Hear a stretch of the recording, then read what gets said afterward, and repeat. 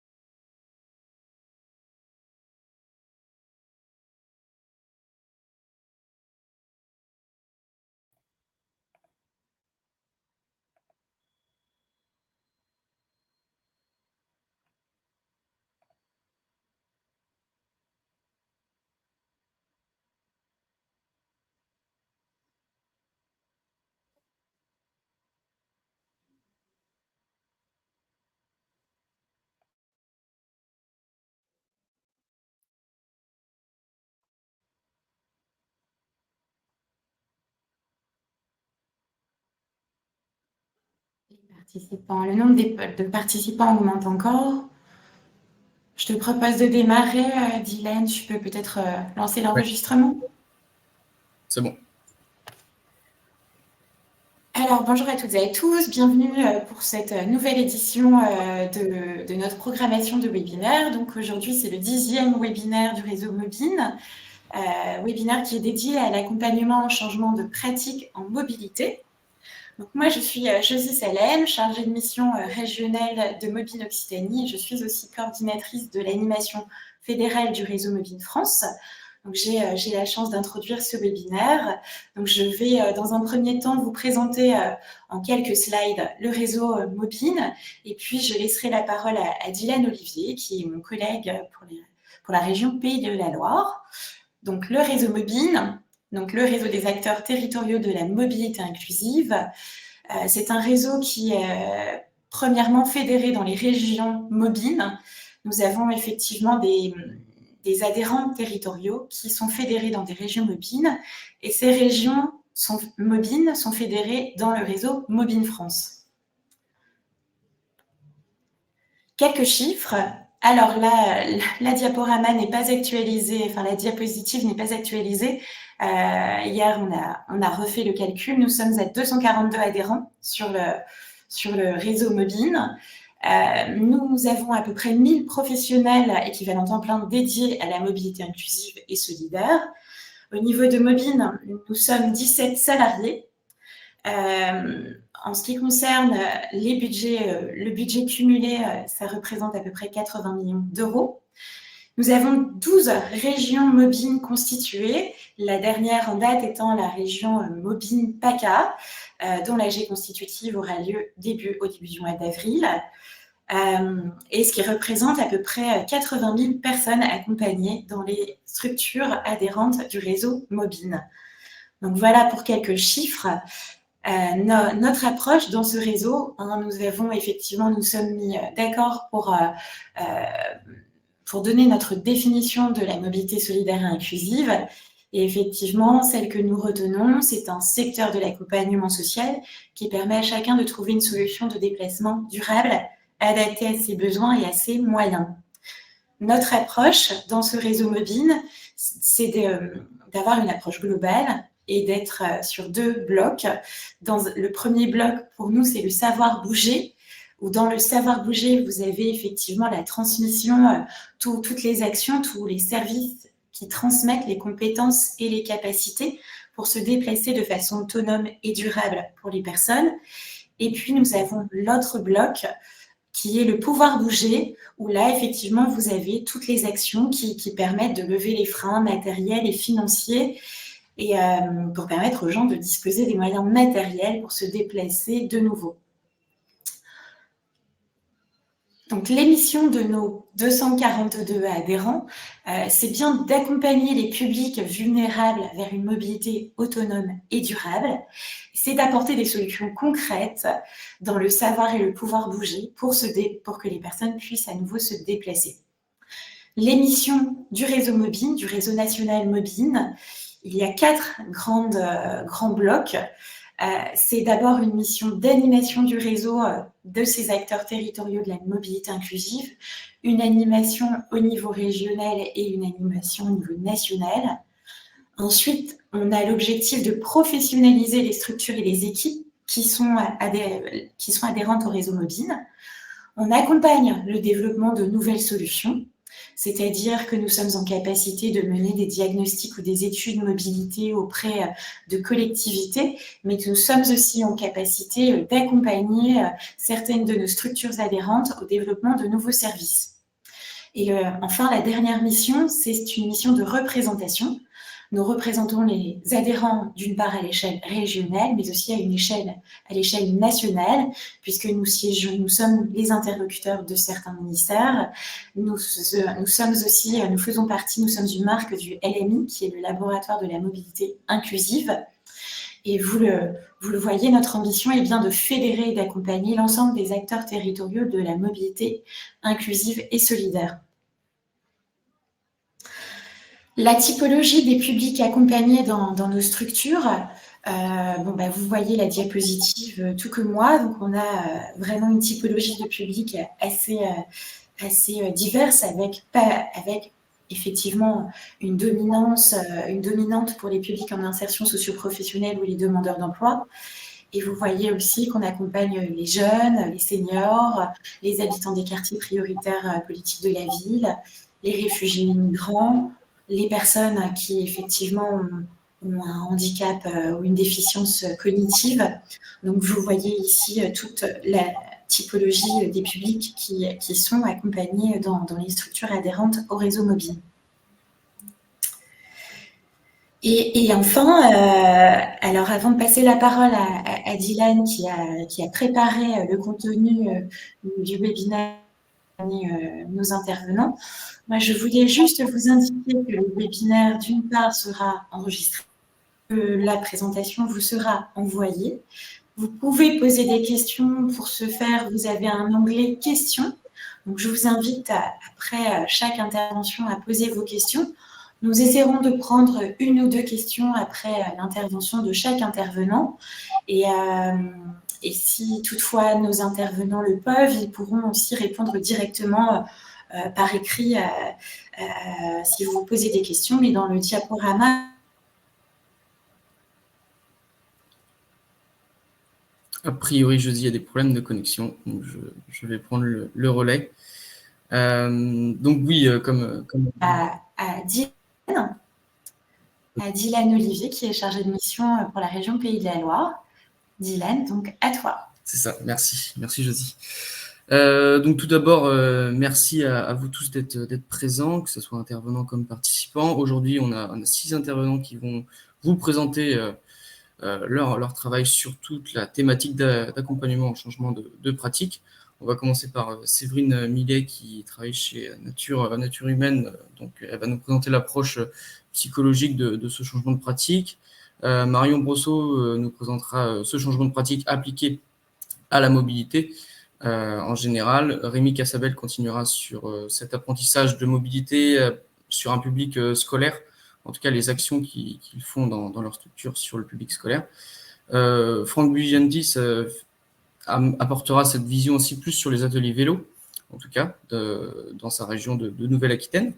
Lénaïque Laridon de la structure EOP nous parlera du covoiturage quotidien comme levier d'action de cet accompagnement en changement de pratique.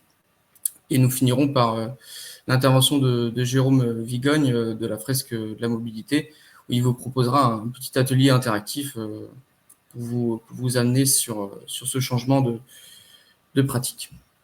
Donc, je laisse la main à Séverine et il ne faut surtout pas hésiter à me dire quand je dois passer les slides. Merci beaucoup, Dylan.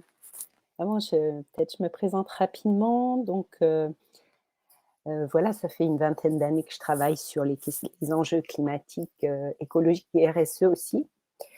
Et à partir de 2005-2006, j'ai eu vraiment cet élan de mettre l'humain, l'accompagnement du changement humain au cœur des stratégies de changement. Et au départ, en faisant de la vulgarisation des connaissances scientifiques sur le sujet, voilà, des connaissances scientifiques en sciences humaines, sociales et cognitives à destination des acteurs de terrain. Et puis ensuite, en formant et en accompagnant aussi des organisations à travers la compréhension de ce que c'est que cette réalité humaine, qu'on peut appeler aussi facteur humain, dimension humaine du changement, et la prendre en main de façon très concrète et opérationnelle pour mieux accompagner ces publics. Donc, alors la mobilité, alors ce qui est intéressant ici, c'est qu'on va être à la fois à cheval sur des connaissances qui ont souvent plusieurs décennies d'exploration sur le terrain, parce qu'on peut dire que le gros du corpus des sciences humaines, sociales et cognitives permet quand même beaucoup de nous outiller sur toutes les thématiques qui ont trait à l'écologie et au climat. Et en même temps, on est sur de la nouveauté parce que ces modèles n'ont pas encore été beaucoup expérimentés sur ces thématiques. On est encore beaucoup dans une phase exploratoire. Donc, c'est vraiment très passionnant pour ça aussi. Et vous verrez que sur la mobilité, voilà, il y a des gens qui cherchent et c'est vraiment intéressant. Dylan, tu peux passer. Alors là, je vous montre un petit peu, l'idée, c'est un petit peu pour moi de vous présenter qu'est-ce que ça recouvre finalement, cette dimension humaine. Il y a plusieurs approches, plusieurs écoles, et c'est normal parce qu'en psychologie sociale, qui sont principalement les matières qui vont nous intéresser ici, aussi avec les neurosciences cognitives, il y a des écoles de pensée, et elles ne sont pas contradictoires, elles sont complémentaires, et c'est des façons de regarder un peu les choses. Alors, on va avoir l'approche comportementale. Alors, le comportement, vous voyez là, c'est le haut de l'iceberg, c'est ce qu'on voit. C'est tous les comportements, c'est ce qui est observable. Vous êtes dans une personne est passive, c'est le comportement observable. Une personne prend une voiture, prend un vélo, c'est le comportement observable. Donc, dans ces comportements observables, on va avoir toutes les actions pratiques, scientifiques, techniques à l'origine du problème, qui créent la problématique climatique, écologique, et puis toutes les solutions pratiques qu'on va mettre en œuvre. Et effectivement, elles sont absolument indispensables, et c'est très intéressant de regarder qu'on peut agir sur le comportement. Donc, par exemple, on a la sociologie économique dont on va se servir pour mettre en place des outils tels que le bonus-malus. Alors, ça, typiquement, c'est de la psychologie comportementale. On agit sur le comportement directement par un outil économique qui va influencer le comportement d'achat ou justement d'éviter d'acheter certains véhicules trop polluants. Ou alors, on va rendre moins cher l'autoroute, on va baisser le tarif autoroutier pour les personnes qui sont en covoiturage, on va mettre en place des vélos à disposition, voilà, de façon à rendre plus facile d'accès le changement de comportement. Donc ça, on est clairement sur le comportement et ça fait ses preuves. Voilà. Après, il y a une autre approche qui est l'approche plus, on va dire, cognitive, qui est aussi une approche très ancienne, où on va être beaucoup sur l'idée que la personne prend des décisions raisonnées, c'est-à-dire qu'elle va réfléchir, elle va être en capacité, en fait, à partir d'un certain nombre d'éléments qu'elle a à laquelle elle a accès, d'informations, elle va prendre une décision raisonnée, et c'est ce qui va lui permettre de passer à l'action. Alors, évidemment, dans ces sciences-là, dans ces connaissances-là, il y a beaucoup d'éléments très intéressants parce qu'on comprend comment la personne décide. Donc, on va être beaucoup sur une stratégie de la décision, l'accompagnement à la prise de décision, mais on est encore très centré sur le comportement, sur le passage à l'action. Donc là, du coup, c'est à la fois aussi la limite du système. Alors, ce qui est intéressant ici, c'est ce qu'on voit. Donc, il y a tout ce qu'il y a au-dessus de l'iceberg, donc c'est tout ce qui a trait au comportement observable. Et puis, le facteur humain, ça va inclure aussi tout ce qui est, et surtout, tout ce qui est sous l'iceberg, c'est-à-dire justement tout ce qui va faire que on a beau avoir un très beau cerveau qui fonctionne très bien et être en capacité de prendre des décisions raisonnées, en réalité, notre rationalité est finalement limitée, ou en tout cas, elle est bordée, elle est très influencée par un certain nombre de choses qui ont trait à la psychologie, à la psychologie sociale, à la sociologie et au fonctionnement de notre cerveau, et qui vont être tout ce qu'il y a sous la part sous l'eau, on va dire, de l'iceberg, qui vont être les croyances, les émotions, qui vont être nos conflits aussi, nos conflits de priorité, de temporalité, nos conflits peut-être de pouvoir. On va avoir la façon dont on se représente soi-même dans notre vie, et puis aussi la façon dont on va se représenter le vélo, la voiture, les modes alternatifs. Voilà, une personne va tout de suite avoir le sentiment que si elle prend le bus, ça va être extrêmement complexe. Donc, elle a une représentation complexe de la situation. Donc, tout ça va entrer en jeu. Et ce qui est très important, parce que souvent on appelle ça des résistances, des freins, et c'est vrai qu'au fil du temps, je me suis rendu compte que c'était plutôt des clés, des portes. C'est-à-dire, c'est chaque fois qu'il y a une ou plusieurs résistances, ce sont des indicateurs de ce dont la personne ou l'organisation a besoin pour changer. Donc, c'est plutôt des clés de compréhension, et c'est pour ça que c'est intéressant de bien comprendre comment ça fonctionne et à quoi se réfère chaque élément. Ça peut paraître complexe comme ça, mais en réalité, quand on regarde une situation, une personne, elle a en général 1, 2, 3 clés, 1, 2, 3 freins ou 1, 2, 3 besoins dont il faudra prendre en compte pour l'aider à changer. Voilà, donc ça, c'est un petit… j'ai brossé un peu rapidement à quoi correspondait cette notion de facteur humain. Dylan, tu peux avancer. Alors, je vais vous montrer 2 approches qui sont intéressantes. Donc, j'ai déjà parlé de l'approche cognitive, l'approche comportementale. Et là, alors l'approche cognitive et comportementale, on va les mettre dans ce que j'appelle l'approche verticale, par typologie de facteurs. Donc là, on va beaucoup s'intéresser effectivement à comment fonctionne la personne. Alors, il va y avoir différents facteurs, si on veut un petit peu les classer. On va avoir des facteurs humains individuels. Donc ça, j'en ai un peu parlé, c'est les croyances, les émotions, c'est tout ce qui a trait à l'individu en fait, ses habitudes. Qu'est-ce qu'on va avoir encore on va avoir son éducation, voilà. Donc, tout ce qui a trait… Alors, on va trouver aussi le sentiment d'impuissance qui est très présent sur les questions écologiques. Voilà. Donc, là, on va être sur l'individu. Après, on va avoir les facteurs sociaux qui concernent l'individu aussi, mais qui sont issus de la société. Donc, là, on va avoir la culture dans laquelle la personne baigne, français, chinois, indien. Et on va avoir les normes sociales à laquelle la personne se conforme, et souvent de façon inconsciente, dans ses comportements. On va avoir les grandes valeurs sociales partagées, des grandes croyances partagées. On va avoir tout ce qui a trait à la société. Et puis après, on va voir le facteur organisationnel, c'est-à-dire le contexte dans lequel la personne change, va être très important. Est-ce qu'il y a des bus à proximité? Est-ce que c'est facile d'accès? Est-ce que, quel est le niveau de contrainte finalement? Est très important.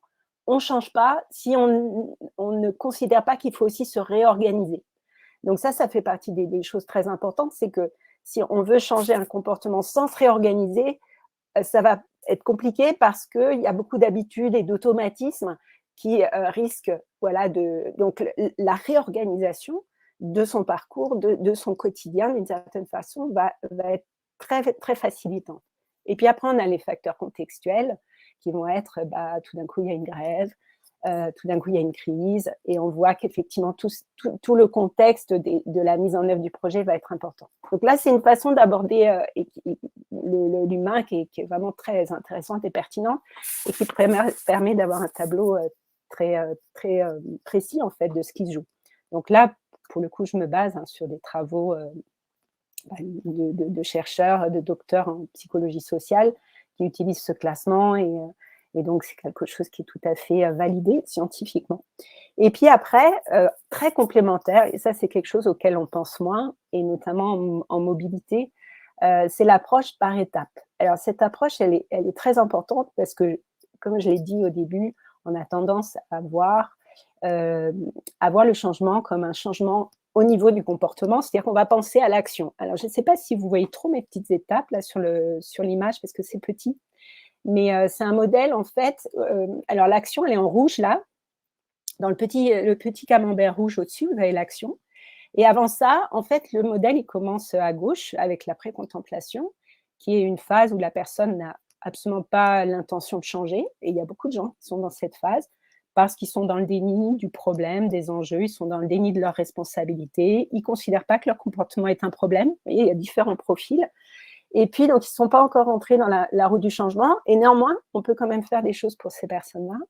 Et après, on rentre, et vous voyez, on ne rentre pas par l'action, on rentre d'abord par la contemplation, qui est ce que j'appelle la phase du oui, mais. Oui, d'accord, je veux bien changer, mais je ne peux pas le faire parce que blablabla. Donc, c'est la phase d'ambivalence. Puis après, on va aller dans la phase de préparation, qui est aussi une phase très spécifique de la préparation du plan d'action, où on se prépare à agir. Et donc, là aussi, il y a des actions très spécifiques à mettre en place qui sont adaptées. Et après, on est au niveau de l'action. Et l'action, c'est la phase la plus fragile, parce que c'est la phase de test, en fait. Hein, on rentre dans la phase de test, surtout sur les comportements de mobilité, où clairement, il va y avoir une multiplication d'actions concomitantes qui s'étalent dans le temps et si possible même tout au long de la vie. Donc, ce n'est pas comme quand on isole son toit et pour faire des économies d'énergie, où il va y avoir une sorte de one-shot. Là, on est vraiment dans de l'habitude et de la continuation. Donc, la phase d'action, elle doit se poursuivre par un certain nombre d'actions aussi très spécifiques pour maintenir, de façon à éviter la rechute et à pouvoir sortir et avoir un comportement qui est devenu quasi automatique, c'est-à-dire que la nouvelle habitude a remplacé l'ancienne. Et ce qui est très intéressant, c'est que le modèle intègre la rechute. Ça, c'est très rare. C'est, je crois, le seul modèle scientifique en psychologie sociale au monde qui fait ça. Et cette rechute, elle est normale, elle est probable, et elle s'accompagne, elle s'anticipe. Voilà. Et donc, ce modèle vous montre qu'on peut aussi prévoir d'utiliser des modèles comme ça qui voient le changement comme un processus dans le temps. Et ce qui est très intéressant, c'est que nous avons la chance d'avoir une toute jeune sociologue qui vient de soutenir sa thèse sur ce modèle adapté à la mobilité. Donc, c'est assez génial. Je suis en train d'éplucher son travail qui est hyper intéressant. Moi, c'est un modèle que j'utilise depuis 15 ans et sur différentes choses. J'utilise pour diagnostiquer aussi des situations de blocage. Et alors, sur ce modèle, il y a 10 méthodologies d'intervention. Enfin, on appelle ça plus des processus d'intervention. C'est ce dont la personne a besoin à chaque étape pour changer. Donc, c'est vraiment hyper complet. Voilà, je vous brosse ça rapidement. Dylan, je crois que je vais faire la dernière. Ah bah, j'avais oublié que j'avais ça. Excusez-moi, autant pour moi. Donc, revoilà le modèle beaucoup plus détaillé. Donc, vous voyez toutes les étapes. La rechute, alors je l'ai mis en dessous, là, sous les petits pieds de l'action. Et je vous ai mis, en fait, les 10 processus d'accompagnement qui sont relatifs à des besoins de la personne, où à chaque fois, on va avoir des choses très, très précises. Et ce qui est intéressant, c'est que ce modèle intègre d'autres modèles de psychologie sociale, dont certains modèles de psychologie comportementale et certains modèles de psychologie cognitive.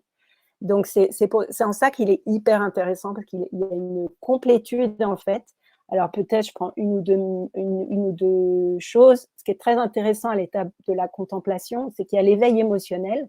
Donc, comme vous l'entendez, ça parle d'émotion, quelque chose auquel on ne pense pas nécessairement. Et néanmoins, je pense qu'avec vos publics, vous devez le rencontrer, parce que ce sont des publics sans doute à plus en fragilité que d'autres.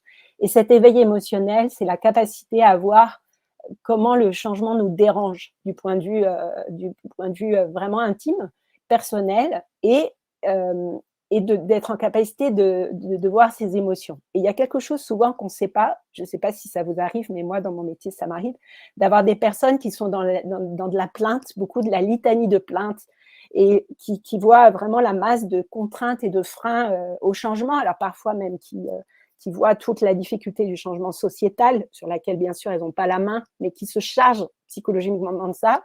Et ce que je vois, c'est que souvent, là-dessous, il y a une émotion sous-jacente, et quand on permet de vivre cette émotion, ça balaye toute cette plainte, et ça permet de passer dans une phase beaucoup plus intéressante de réévaluation de soi.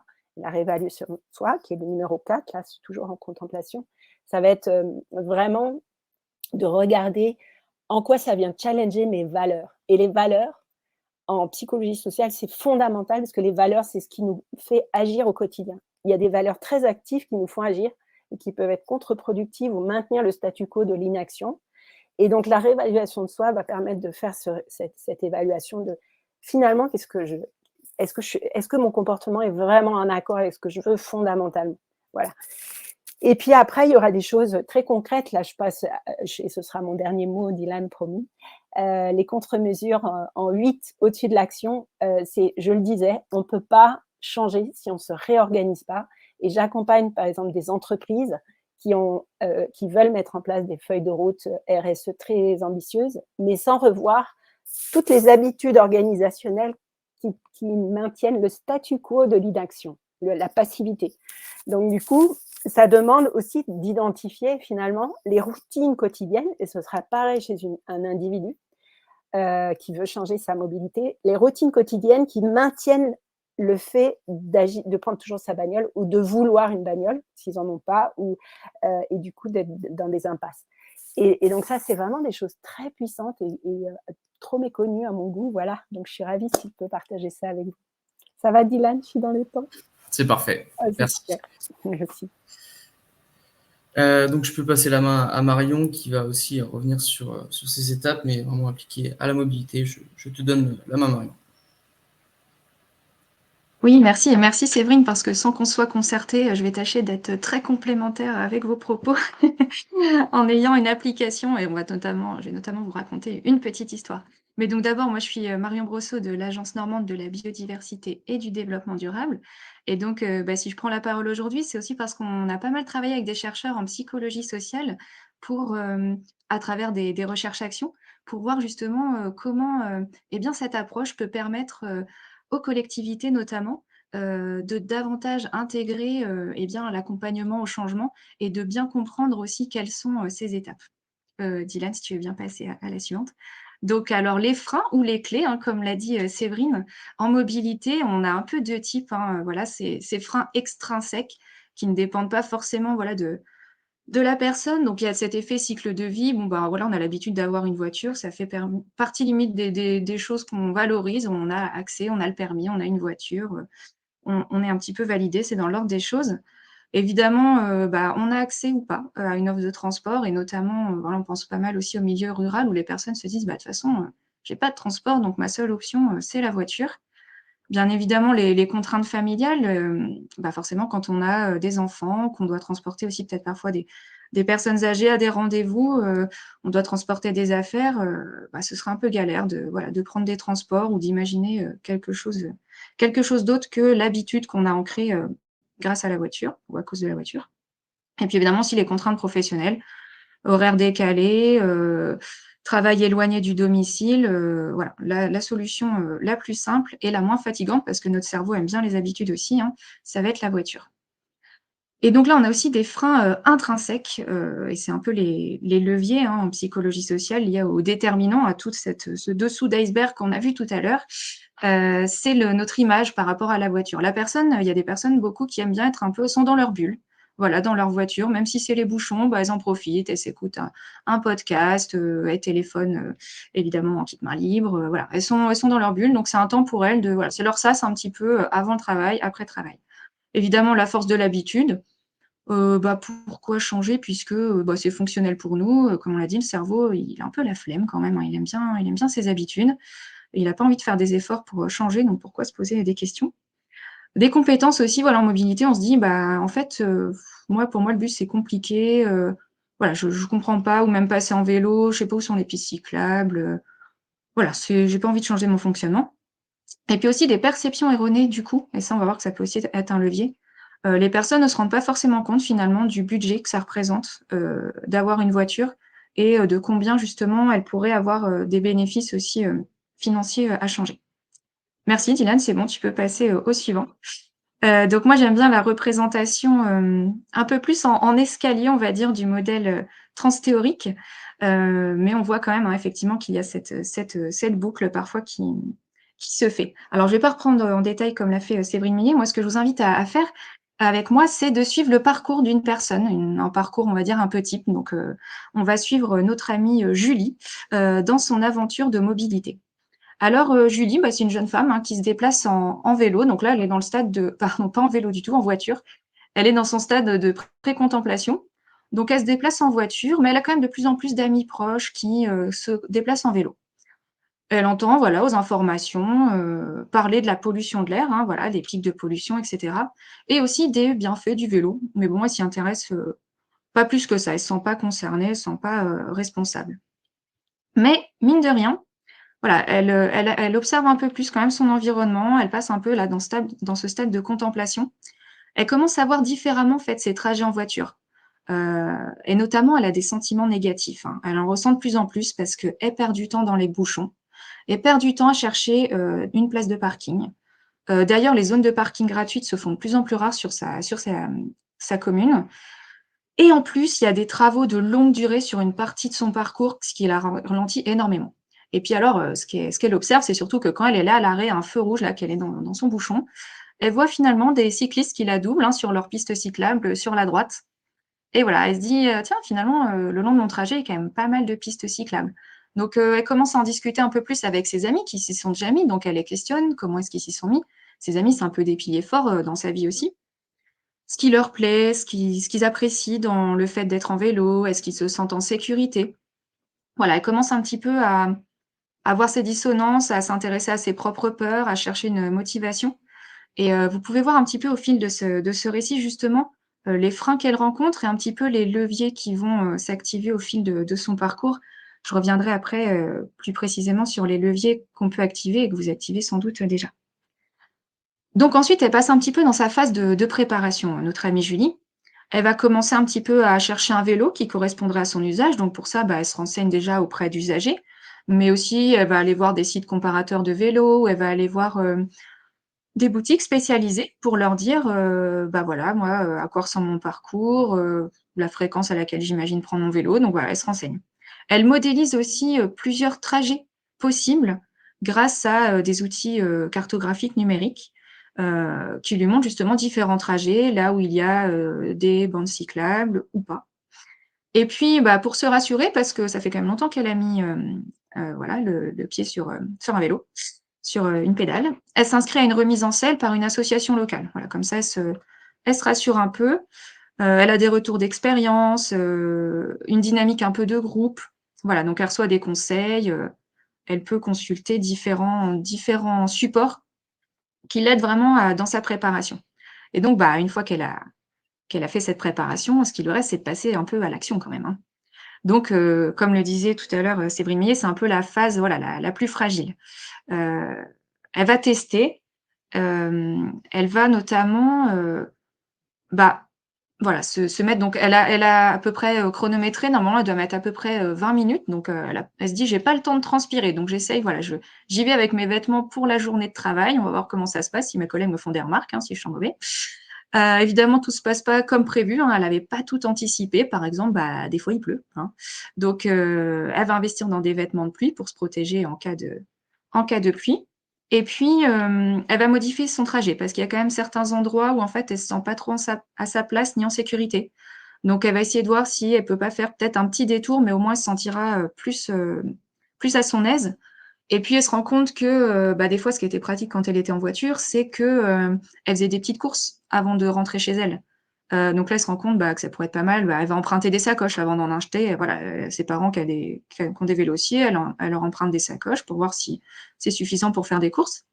Et puis, elle se rend compte aussi que son entreprise, a mis en place un café vélo. Donc elle découvre notamment qu'un collègue fait le même trajet qu'elle. Donc voilà, ça la rassure aussi. Et donc là, elle passe vraiment dans sa phase de maintien. Elle a expérimenté, elle s'est adaptée, elle a modifié des choses, elle se sent de plus en plus en l'aise. Donc elle devient en fait elle-même un vecteur de communication. Elle devient un peu elle-même une ambassadrice de la mobilité, ce que ses amis finalement ont fait auprès d'elle, elle-même le devient. Et elle prend notamment plaisir à partager des petites anecdotes sur ses trajets quotidiens et notamment ce qu'elle apprécie, et là elle ressent vraiment des émotions positives, c'est ces moments un petit peu de contemplation de la nature, elle voit le paysage autrement, elle redécouvre un peu son quartier. Elle voit aussi les bénéfices sur sa santé parce que et le gain de temps, parce qu'avant elle devait aller à la salle de sport après sa journée de travail, bah là finalement, elle a fait son sport, le temps de son trajet. Et donc voilà, elle en parle à d'autres collègues, elle propose aussi aux collègues qui habitent, près de chez elle de faire du co-vélo taf et puis lors d'un café vélo dans son entreprise, elle témoigne de son expérience et là aussi elle se sent valorisée dans sa pratique. Voilà, vraiment elle ressent vraiment beaucoup d'émotions positives. Alors après moi j'avais une autre petite étape, c'était la terminaison. En fait, c'est juste de dire, voilà, qu'elle a sa nouvelle habitude, elle devient sensible à tout type de message qui la conforte dans son choix. Pour elle, c'est vraiment, un peu une célébration et puis son entreprise, en plus, a mis en place un forfait mobilité durable. Elle peut en bénéficier et donc voilà, elle devient vraiment cette ambassadrice vélo, auprès de son entourage. Mais alors, comme on l'a vu, le changement, c'est pas linéaire et elle va faire une rechute parce que, tout simplement, elle va déménager pour X raisons et elle se retrouve à présent à 40 minutes à vélo de son travail. Donc là, il y a pas de piste cyclable, il y a pas d'éclairage public, il y a des côtes, donc là, elle sait elle va transpirer. Et donc elle va repasser, en fait, elle va retomber un petit peu dans son dans son stade de préparation en cherchant activement des solutions. Notamment, elle se dit qu'à la belle saison, bon, elle pourra prendre son vélo, notamment quand le jour se lève tôt. Et les jours où elle le sent pas, où elle a voilà, ils annoncent une tempête, elle a de la fatigue, elle va, du coup, plutôt opter pour une multimodalité. Donc par exemple, en mixant, covoiturage bus, bus trottinette, parking relais et vélo client. Voilà, elle trouve différentes solutions parce que vraiment, elle ressent tellement d'émotions positives à avoir changé qu'elle a pas envie de retomber à zéro et de reprendre la voiture. Dylan, si tu veux bien passer, que je déborde pas trop sur mon temps. Merci. Donc, vous voyez, tout ce trajet fait de vie vous permet de voir un petit peu quels leviers combiner et lesquels activer un petit peu à quel moment quand une personne en est à ces étapes du changement. Donc, l'information, on a vu qu'elle est vraiment indispensable à l'apprentissage. Donc, on a vu, par exemple, des cartographies avec le temps de trajet, les associations locales aussi qui mettent à disposition les informations. Le tout, c'est qu'elles soient suffisamment ciblées sinon la personne, ça va pas forcément l'aider justement à passer de son stade de pré-contemplation à son stade de contemplation. Tout à l'heure, justement, on voyait, avec Séverine Millet qu'il y avait un peu ce côté bonus-malus. C'est ce mix coercition-incitation. Faut pas en utiliser qu'un. Le mieux, c'est d'utiliser les 2 combinés. La coercition notamment, il y en a un petit peu de la programmée, hein, notamment les collectivités peuvent, augmenter les surfaces de parking payants, réduire le nombre de places de stationnement dans un quartier. En fait, ça va augmenter la charge mentale de la personne, ça la pousse à saturation et là, ça lui donne envie de changer. Et puis, il y a un petit peu des fois des surprises, hein, comme là, on l'a vu, parfois des travaux, des choses, qui sont pas sur un temps forcément, long, mais qui peuvent, amener la personne en surcharge et l'aider à trouver des nouvelles solutions. L'incitation, donc là, par exemple, on l'a vu, pour notre amie, Julie, ça peut être, l'aide à l'achat, d'un vélo, notamment assistance électrique, mais aussi la mise en œuvre de forfaits mobilité. Et puis ce qui l'a surtout aidée, c'est vraiment l'expérimentation. Elle a eu aussi, notamment la remise en selle, mais il y a des challenges qui existent comme le 1 semaine sans ma voiture. Par exemple aussi dans le cadre de Mai à vélo, la semaine européenne de la mobilité. Tout ça peut faire expérimenter la personne et la rassurer, notamment sur ses peurs et notamment des peurs d'insécurité peut-être sur son trajet. Voilà, je termine là pour pas trop, déborder. C'est parfait. Merci Marion. Donc on va continuer avec l'intervention de Rémi sur le public scolaire. Je te laisse la parole, Rémi. Bonjour à tous et à toutes. Alors merci pour les rappels théoriques et sur ces principes-là. C'est des principes que nous, Alors j'ai un peu d'écho, est-ce que vous m'entendez tous bien? Bon, ça a l'air bon.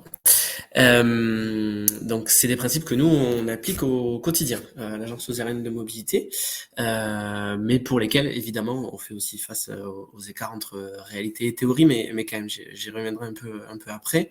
Pour aller très très vite, l'agence lozérienne de mobilité, c'est donc une association qui existe en Lozère depuis 2008 et qui présente ces 3 grands objectifs autour d'un critère quand même permanent qui nous anime, c'est celui du droit à la mobilité qu'on proposait, donc qui est inscrit dans la LOM aujourd'hui, que vous connaissez peut-être, mais qu'on proposait au sein de l'association depuis 2010. On a, on va dire, 3-4 grands champs d'intervention autour de l'information du public et de l'accompagnement à la prise des moyens de transport, donc avec une cartographie des solutions de déplacement sur le territoire, avec un accueil téléphonique et physique sur ce sujet. On a un ensemble d'actions autour du développement des déplacements à la fois durables et solidaires. Ça va parfois être opérateur de services, par exemple le déploiement d'un transport d'utilité sociale ou de plateformes de covoiturage. Et ça va aussi dans l'accompagnement individuel des personnes pour l'inclusion et l'insertion. et l'accompagnement pédagogique sur ces questions-là. C'est celui-là que je vais développer un peu après. Et un peu plus largement, une mission d'observatoire et de veille sur ces questions au sein du département et aussi un petit peu au sein de la région Occitanie. Voilà. Donc, tu peux passer au diapo suivant. L'idée aujourd'hui, donc dans la suite des témoignages, on va aborder un peu plusieurs modes d'action. Et puis juste avant, on présentait l'accompagnement type et le parcours type de quelqu'un qui veut se mettre à la pratique du vélo. Moi, je voulais vous parler aujourd'hui d'actions plutôt à destination des publics jeunes. C'est une grosse partie de nos activités. Donc nous, on intervient dans le cadre scolaire et extrascolaire, mais on va dire jusqu'aux jeunes étudiants depuis 2014. Et là, je voulais vous présenter un programme qu'on mène depuis 3 ans. C'est un programme d'intervention scolaire qui s'appelle le Cyclosaire. Donc tous les ans, on intervient dans une dizaine de classes du département. Ça fait à peu près donc 150 enfants sensibilisés par an sur ces questions. Et dans ce qu'on a vu ce matin, dans les enjeux de ce matin, ce qui nous intéresse, nous, dans ce dispositif, c'est que c'est des interventions sur la durée. On a donc 5 séances toute l'année avec le groupe classe et on va y aborder tous les enjeux de la mobilité. Et tous les enjeux de mobilité en connaissance de cause, c'est-à-dire avec des enfants qui sont très captifs des mobilités de leurs parents ou de leur groupe familial, mais qui néanmoins sont baignés, on en parlait tout à l'heure, dans un contexte culturel, dans une conjoncture, une actualité qui fait qu'ils se posent des questions et que demain, ils auront des choix à faire en termes de mobilité et que dès aujourd'hui, ils peuvent aussi proposer d'autres choix à leur entourage et à leur pratique. Et l'objectif qu'on porte, nous, dans ces interventions scolaires, c'est à la fois développer une culture générale sur la question, mais que cette culture générale, elle permette plus tard le meilleur libre arbitre possible, parce que souvent, c'est à ces questions-là qu'on est confronté quand, j'imagine, quand vous êtes pas mal de vos structures dans l'accompagnement, notamment accompagnement insertion, etc., on est souvent sur des logiques de mode de transport subi. Et donc, si dès le plus jeune âge, on travaille sur ce libre arbitre, et ce fait que même si j'ai des contraintes financières, des contraintes administratives, des contraintes de temps, etc., je peux appliquer plusieurs choix de mobilité à mon quotidien. Là, vous avez un exemple de travail qu'on mène donc sur le volet plutôt environnemental, où donc les enfants sont amenés à faire une enquête chez eux et un bilan carbone de leur déplacement.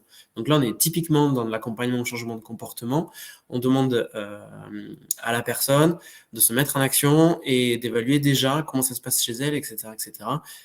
Souvent, dans les actions de changement de comportement, on parle de petits gestes, c'est vrai qu'on n'a pas parlé tout à l'heure, mais le terme anglais de nudge, de comment on va faire pour mettre en place des petites tactiques de changement au quotidien, et ça peut commencer par ça, par des petits travaux, des questionnements de ce qu'on fait au quotidien, tout ça. On applique, nous, exactement la même chose quand on est sur de l'accompagnement vers l'emploi, par exemple. Voilà. Donc ça, c'est un des outils qu'on met en place. Si tu veux passer à la suite, ce qui nous intéresse, nous, dans ce type de démarche, c'est le côté global et le côté écosystème. Et c'est là, on l'a vu tout à l'heure dans l'ensemble des éléments qui tournent autour des phases de changement. C'est là que moi, il me semble intéressant, nous, associations, d'agir.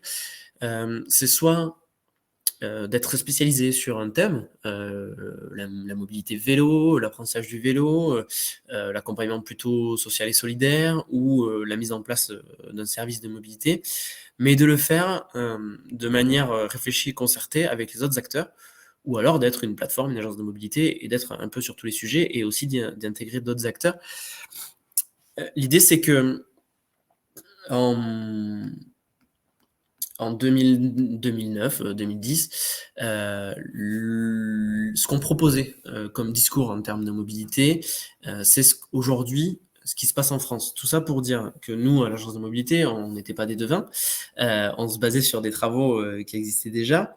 Et en fait, le changement de comportement, il est là.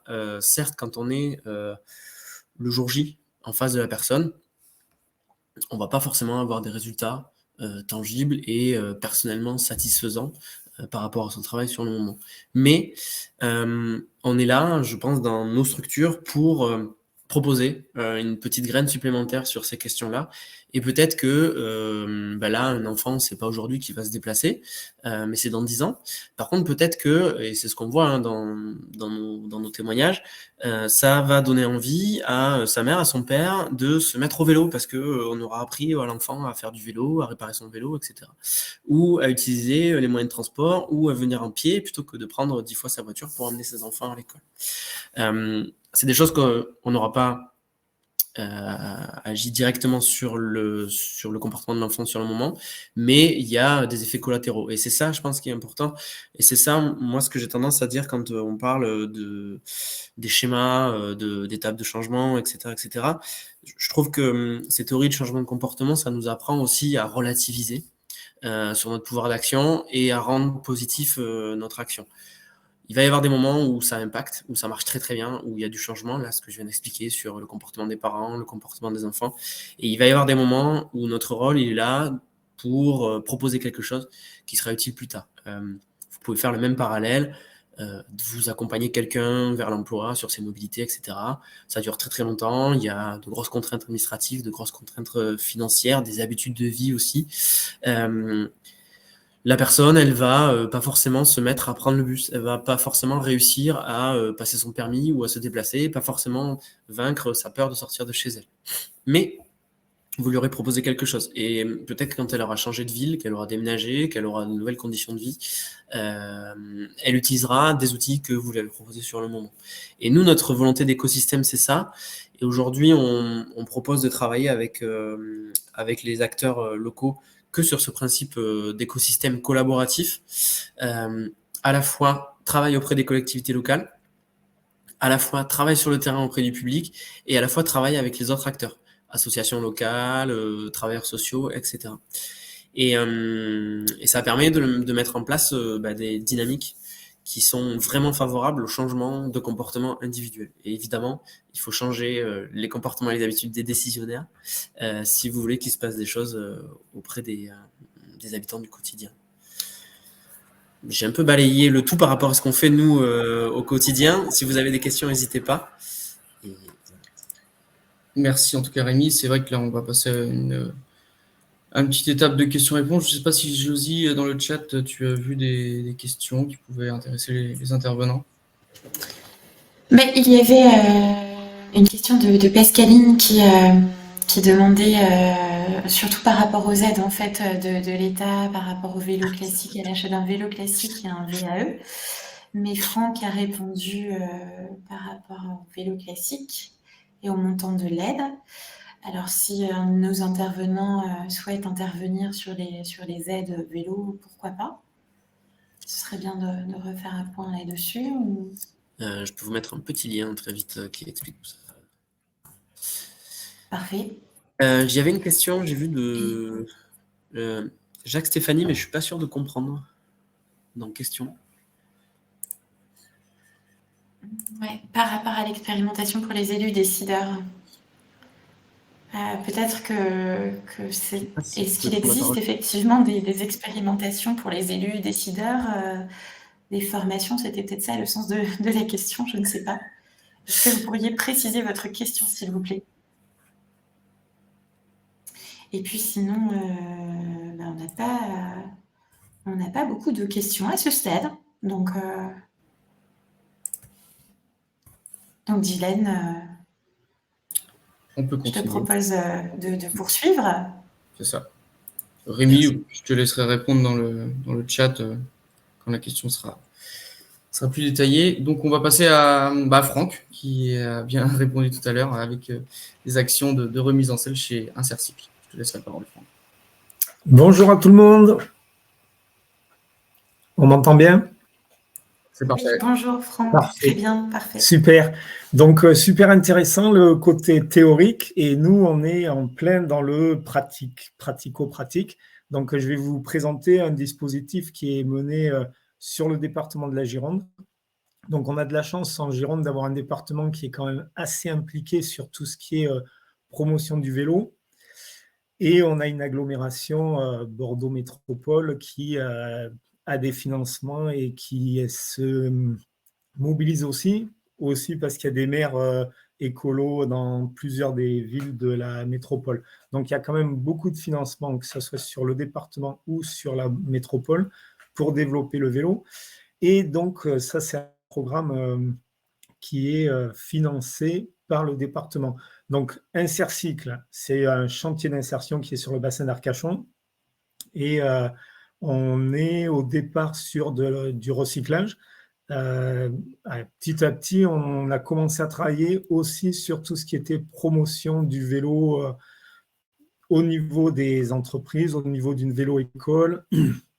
On travaille aussi avec les écoles ou les lycées, collèges et les collectivités locales. Voilà. Donc, à partir de 2000, il y a eu vraiment un focus sur toute la partie promotion et changement des comportements pour favoriser le vélo.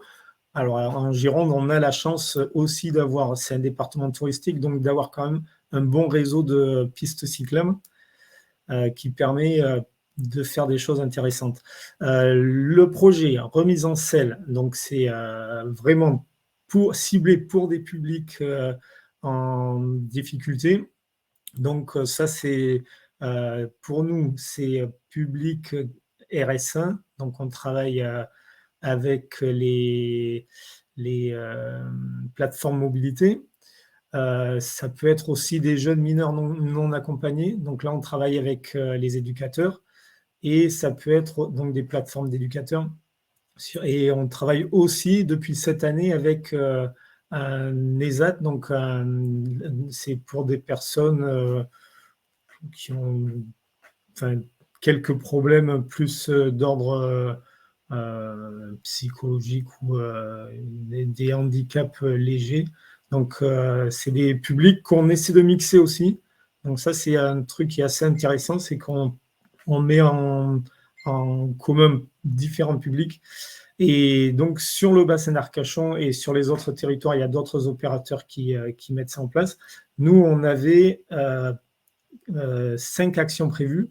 Donc, on n'a pas pu toutes les faire cette année, mais on en a fait quand même 3 et qui ont été vraiment très, très intéressantes. Et donc, peut-être qu'on peut aller sur le contenu, sur voilà. Donc, l'idée, c'est de travailler sur 2 journées, donc c'est 15 heures de formation. Et c'est vraiment pour lever tous les freins et pour leur montrer que le vélo, ça peut servir. Alors, les mineurs non accompagnés, eux, c'est quand même très important parce que souvent, ils vont rentrer en apprentissage ou ils vont faire des formations et il faut qu'ils se déplacent. Et donc, il y a vraiment une partie conduite et maîtrise de l'engin. Donc, la partie aussi lecture de cartes parce que l'objectif aussi, c'est de leur dire sur le bassin d'Arcachon, il y a des distances qui sont assez grandes, mais par contre, on peut peut-être prendre le train. Donc, il y a le dernier jour, on fait une sortie avec, on prend le vélo, on part dans le train et on va se promener ailleurs.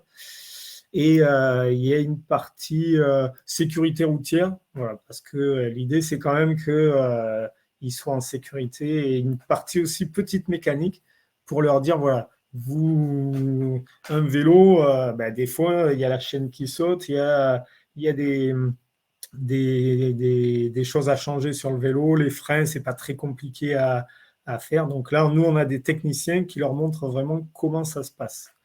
Voilà, donc ça, c'est vraiment le programme sur 15 jours et avec l'idée que derrière, ces publics-là, ils puissent se déplacer. Et, voilà. Et donc, on vend des vélos. Donc, les jeunes mineurs non accompagnés, on les revoit souvent.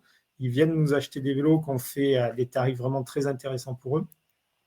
Et donc, on en revoit certains pour qui ça a vraiment été une aide au changement d'habitude, et on les voit se promener en vélo, prendre le train et être plus autonomes. L'idée, c'est vraiment d'arriver à plus d'autonomie pour ces déplacements, pour aller chercher du travail, pour tout ce qui peut être déplacement. Voilà, donc ça, c'est quelques exemples. Donc, on a l'avantage aussi d'avoir une halle qui est couverte. Donc, s'il pleut, on peut faire les ateliers de maniabilité dedans. On fait beaucoup de discussions, on a une exposition FUB. Donc, voilà. Donc, sur l'autre côté, on voit que les vélos, parce que les mineurs non accompagnés, on ne peut pas les prendre en photo. Il n'y a pas de droit à l'image. Et l'autre slide, voilà, ça c'était avec les ados d'Ange. Donc on avait mixé aussi des publics. Donc là, il y a il y a 2 ou 3 personnes qui sont là, qui sont formées, alors, donc qui ont l'initiateur mobilité vélo pour accompagner ces publics et pour leur faire découvrir. Il y en a certains, ils vont à Arcachon, ils se disent c'est possible de se déplacer à Arcachon, et voilà, c'est les endroits les un peu plus urbains, quoi. Arcachon, La Teste. Et la troisième, oui, là c'était des retours, donc vraiment on a des très très bons retours, et on les suit un peu après parce qu'on est en contact avec les éducateurs, on est en contact avec les AT, donc c'est un chantier de travail, d'aide par le travail, et voilà, on voit un peu le suivi, et on se rend compte que au final, voilà, c'est des publics pour qui ça a un impact très intéressant. Merci Franck. Je ne sais pas si pub, vous oui. voulez parler des chiffres aussi que vous avez Oui, eu. donc en gros, c'est des actions où on prend entre 6 et 12 personnes. En gros, ils sont 10 normalement. Et on a 2 encadrants de Insercycle, et après on a des éducateurs qui viennent nous aider, et ou des gens de l'ESAT. Ça marche. Merci Franck. Je ne sais pas s'il y a des questions dans le chat ou si ça a été répondu, Josie. Il y a une question pour Franck. Existe-t-il des dispositifs similaires dans d'autres départements? Alors, je ne sais pas, mais je sais, enfin, peut-être que Colombe Guy, qui travaillait avant à Insercycle et qui est maintenant sur le projet Savoir rouler à vélo ou Génération Vélo, elle pourrait répondre parce qu'elle a une approche sur toute la Nouvelle-Aquitaine. Moi, de ce que j'ai pu voir, c'est après, peut-être sur Paris, oui, des départements où il y a un peu plus de financement, mais c'est quand même assez, en tout cas, les départements autour, Landes ou Dordogne, ça n'existe pas. Ça, c'est vraiment une volonté du département de se dire, sur tous les territoires, il faut permettre, et donc c'est souvent avec les plateformes de mobilité, il faut permettre à des publics qui n'ont pas accès et qui n'ont pas les financements possibles, de pouvoir découvrir les mobilités douces, et notamment le vélo et l'intermodalité. Donc là, peut-être que Colombe, elle peut répondre. Après, je vais parler un peu sous couvert de dilemme, mais dans le réseau mobile, on a dans d'autres régions des initiatives. Je pense qu'à Montpellier, des initiatives de ce type existent et se développent, et dans toutes les autres régions, en fait, via les adhérents, notamment mobiles, ou les adhérents de la FUB, ou parfois en partenariat également. Donc, voilà, je pense qu'effectivement, en creusant, en allant un peu sur notre site, on peut effectivement trouver des initiatives similaires. Et puis après, au niveau des questions, je n'en vois pas. Enfin, je vois que Rémi répond de façon assidue, systématiquement dans la foire aux questions. Donc là, il me semble qu'on serait à jour. C'est parfait. Donc, Alors, on peut passer à l'intervenant suivant qui est EOP. Et puis, c'est vrai que là, on est vraiment dans le côté pratique avec plusieurs témoignages de structures adhérentes au réseau Mobine. C'est vrai que sur le concret et le pratique, merci à vous de faire ces retours. Moi, j'y vais. Du coup, bonjour à tous. Donc moi, effectivement, je vais vous présenter au travers de l'association EOP ce qu'on peut mettre en place pour permettre aux personnes de se mettre à covoiturer de manière quotidienne, donc toujours autour de l'accompagnement du changement. Tu peux passer, Dylan. Alors, dans un premier temps, donc, qui est EOP ? Donc, EOP, c'est une association qui existe depuis 2002. Donc, ça fait un peu plus de 20 ans maintenant qu'on se questionne autour de l'accompagnement du changement pour que ça devienne une pratique, une évidence. Et donc, notre raison d'être, eh bien, agir ensemble pour que le partage de nos trajets automobiles devienne une évidence en Bretagne. Donc, agir ensemble parce qu'on ne le fait pas seul, mais on le fait de manière partenariale avec un certain nombre de partenaires, qu'ils soient publics ou privés. L'objectif, c'est vraiment de se dire, bah tiens, je prends ma voiture, je prends ma voiture, j'ai des places disponibles à l'intérieur de celle-ci, je pourrais mettre à disposition ces places pour une personne qui en a besoin de manière ponctuelle ou de manière régulière, et donc on rentrerait par exemple dans un gain économique, etc., etc. C'est un défi pour nous parce qu'aujourd'hui, bien qu'on parle de plus en plus de covoiturage, c'est pas pour ça qu'on voit que les personnes sont à deux dans leur véhicule. On voit encore beaucoup de personnes seules au volant. Donc l'objectif, c'est vraiment que ça devienne quelque chose d'automatique. Donc on dit d'EOP qu'on est souvent activateur du covoiturage ou créateur de liens, c'est-à-dire que c'est l'association qui va œuvrer sur le terrain pour vraiment mettre en pratique cette technique. On travaille avec, comme je le disais, des partenaires et on va travailler aussi bien dans des milieux plutôt urbains, avec des problématiques qui vont être plutôt autour de la congestion des rocades, la difficulté d'accessibilité, par exemple, à certaines zones d'activité, donc un enjeu pour la collectivité de mettre en place des solutions de covoiturage. Mais on travaille aussi dans des milieux plus ruraux, où là, la problématique va plutôt être de venir pallier au manque de transport en commun ou encore répondre à des problématiques de personnes qui pourraient être isolées et qui ne pourraient pas accéder à l'emploi, par exemple. On est notamment sur du covoiturage domicile-travail, mais depuis maintenant 3 ans, on se penche également sur le covoiturage plutôt du quotidien pour l'accès aux biens, services et équipements. Donc vraiment pour aller faire des courses, se rendre chez les médecins ou accompagner les mineurs sur des activités extrascolaires, par exemple. C'est pourquoi on va accompagner tout type de public, aussi bien des personnes mineures, souvent dans le cadre des apprentissages. J'ai un apprentissage, j'ai un job saisonnier, j'ai pas de moyen de mobilité pour m'y rendre, et bien comment je peux mettre en œuvre et aller chercher dans notre réseau de covoitureurs une solution ponctuelle pour cette personne. Mais aussi des personnes plus âgées qui font appel à notre service, notamment pour l'accès aux loisirs, aux courses ou aux médecins, via notre expérimentation dernière. Donc on voit bien que tout type de personnes peut faire appel au service et qu'il n'y a pas vraiment, si on est enclin et si on a une vraie problématique, on peut être enclin à la démarche et se mettre à covoiturer. On va accompagner les publics de différentes manières. Il y en a qui sont très autonomes et qui vont pouvoir se rendre sur la plateforme de covoiturage et chercher tout seul en fait une solution de covoiturage. Mais il y a d'autres publics qui sont un petit peu plus éloignés, qui peuvent être en fracture numérique, etc. Et là, il y a vraiment une vraie volonté de l'association d'accompagner individuellement ces personnes pour leur permettre d'avoir une solution pour accéder à l'emploi, par exemple. Et donc là, on a un standard téléphonique où on prend en compte la demande et on va vraiment les accompagner jusqu'à leur trouver une solution de mobilité en covoiturage. Tu peux passer, Dylan. Alors, je vais revenir sur les différentes étapes de l'accompagnement au changement parce que c'est également les étapes sur lesquelles on se base autour du covoiturage. Donc là, avec des exemples très concrets sur cette pratique. Donc, comme on l'a vu au préalable, il y a les 5 étapes de l'accompagnement du changement.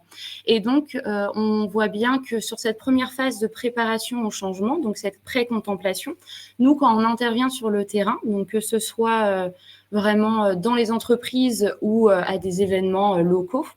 Quand on parle covoiturage aux personnes, il y a énormément de freins qui vont tout de suite se positionner et on entend souvent moi le covoiturage c'est pas fait pour moi, je peux pas covoiturer tous les jours, j'ai mes enfants à aller chercher, je ne sais jamais à quelle heure je termine, donc vraiment je ne suis pas prêt à abandonner ma voiture c'est ma liberté et ça s'arrête là. Donc souvent ce sont les premiers freins que l'on va rencontrer et l'idée de EOB va vraiment d'accompagner ces personnes et de se dire bon, comment on va pouvoir lever tous ces freins-là.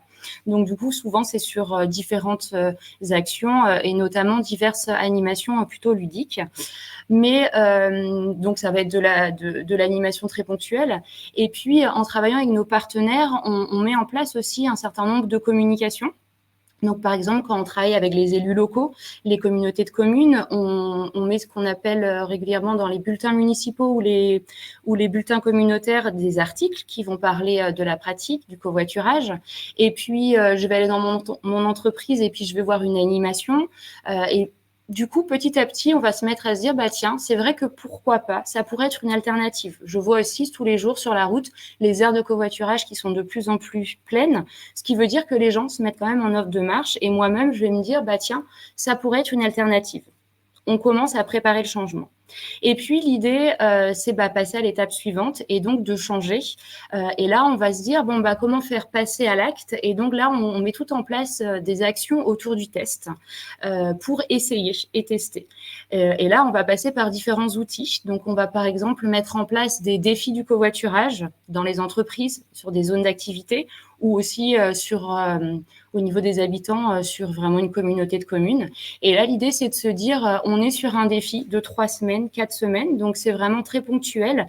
Et la personne va se dire, tiens, je vais tester, ça va pas me prendre beaucoup de temps, c'est ludique et c'est vraiment mis en place par mon entreprise ou ma commune. Donc vraiment un aspect un petit peu ludique. Et donc là, les gens, par le test, ils vont pouvoir tester et ils vont se dire, tiens, je vais covoiturer avec quelqu'un que je connais parce que c'est un collègue, un voisin. Et en fait, ça va passer comme ça, on va dire. Et du coup, la personne, en testant, va se dire, bah tiens, au final, ça va lever beaucoup de freins que j'avais. Au final, c'est pas si compliqué que ça. Je vais pas covoiturer tous les jours. Si je m'organise bien en amont, effectivement, même si je finis un peu plus tard, je peux appeler mon covoitureur pour lui dire, tiens, demain, je vais pas pouvoir covoiturer avec toi, etc. Et donc, les gens se mettent en ordre de marche. Sur le test, on a également un autre levier qui est le covoiturage solidaire. Quand on va en entreprise, souvent les personnes ne sont pas prêtes à covoiturer de manière régulière parce qu'elles sont attachées à leur véhicule. Mais quand on leur demande est-ce que vous serez prêt à covoiturer très ponctuellement pour aider quelqu'un qui aurait une problématique à l'instant T sur quelques jours, à ce moment-là, les gens sont plutôt enclins à tester. Donc, ils vont aider quelqu'un pour accéder à l'emploi. Ça va être très ponctuel. Et l'intérêt, c'est que la plupart des gens qui testent via un défi ou via le covoiturage solidaire, on se rend compte qu'à 90% du temps, les gens continuent la pratique. Et là, l'idée, par la suite, une fois qu'ils ont testé, ça va être de pérenniser cette pratique et donc de maintenir le covoiturage. Et donc là, on va passer par différentes actions de valorisation. Et donc, on va être sur de la valorisation via des témoignages, des points presse, des chiffres qu'on va pouvoir mettre en avant sur les économies de CO2 économisées, etc., etc. Donc du coup, je reviens à ce qui a été présenté avant, mais nous aussi on le constate. Donc une étape n'est jamais acquise et il suffit que je déménage, que je change mes horaires de travail, ça va remettre en cause toute ma mobilité et donc forcément on va revenir à l'étape de préparation et il va falloir recommencer. Donc une étape n'est jamais acquise et on voit bien qu'il faut communiquer régulièrement autour de ces pratiques-là pour que vraiment ça devienne une solution à part entière. Je veux bien que tu changes. Et donc, pour finir, je voulais faire une petite présentation sur nos publics cibles. Donc, nous, on travaille sur la région Bretagne. Aujourd'hui, on travaille auprès d'une trentaine de collectivités, que ce soit la région Bretagne, les départements bretons, mais aussi les métropoles, agglomérations et communautés de communes. Et donc, on va mettre en place un certain nombre d'actions autour des élus pour déjà les convaincre, les sensibiliser et les mobiliser. Parce que si l'élu n'est pas convaincu à mettre en place ces actions-là, il va être difficile pour nous de redescendre jusqu'à l'habitant. Donc, toutes des étapes autour de la mobilisation des élus, les inclure dans nos projets pour redescendre jusqu'aux habitants et donc travailler directement avec les habitants. Donc ça, c'est un volet. On travaille également directement avec les entreprises. Et là, c'est pareil. Donc, dans notre réseau, on a maintenant un peu plus de 200 entreprises qui font partie de notre base de données. Et on va travailler avec elles selon leur niveau de maturité et de motivation à travailler sur le sujet. Donc, on va pouvoir les accompagner à des stades différents, j'ai envie de dire. On a une quinzaine qui est adhérente à EOP, dans lesquelles on met des actions vraiment ciblées parce qu'on les aura définies en amont avec elles. Et les autres, elles vont recevoir de l'information régulière, elles peuvent être coachées en fonction de leur volonté, de leur temporalité et du sujet qu'elles veulent traiter. Pareil, avant d'aller toucher les salariés en interne dans les entreprises, il faut d'abord travailler avec les directions et les différentes strates de direction. Et on voit bien que parfois, il faut même elles-mêmes accompagner leur propre changement de représentation, de comportement autour de la mobilité et autour du covoiturage.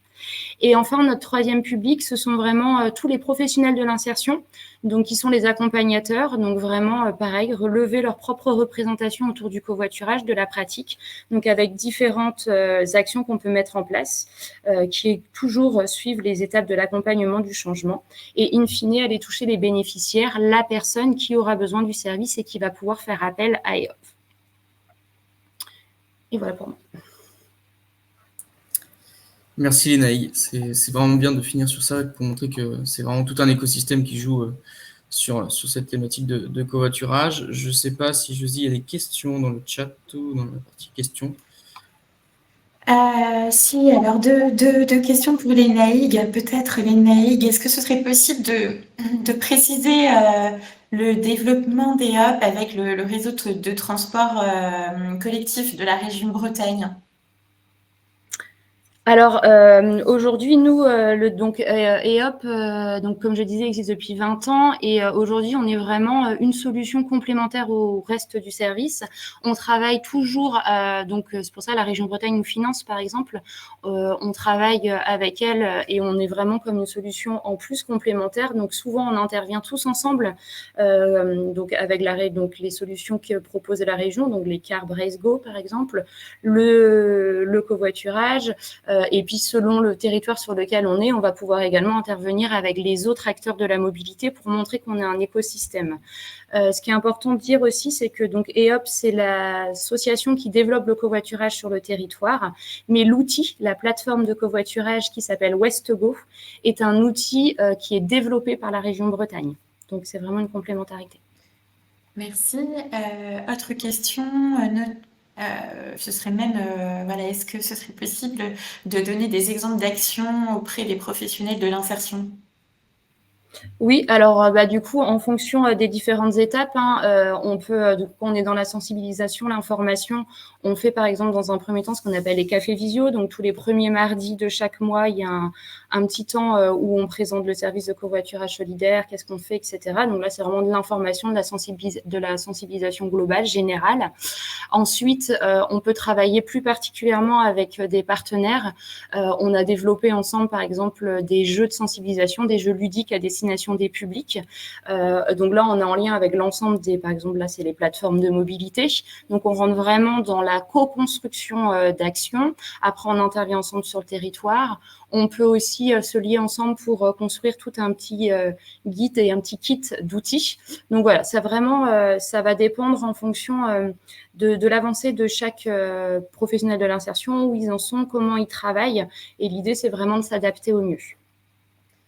Et question qui avait déjà été posée, qui est à nouveau posée, Rémi avait répondu pour la LM, mais les NAEG, par rapport à la sensibilisation des élus, est-ce que vous avez des exemples d'actions développées de votre côté? Alors, au niveau des élus, déjà, il y a toute une première part vraiment de sensibilisation et de mobilisation. Donc, souvent, on intervient en commission, il y a différentes échelles pour que la collectivité s'empare du sujet.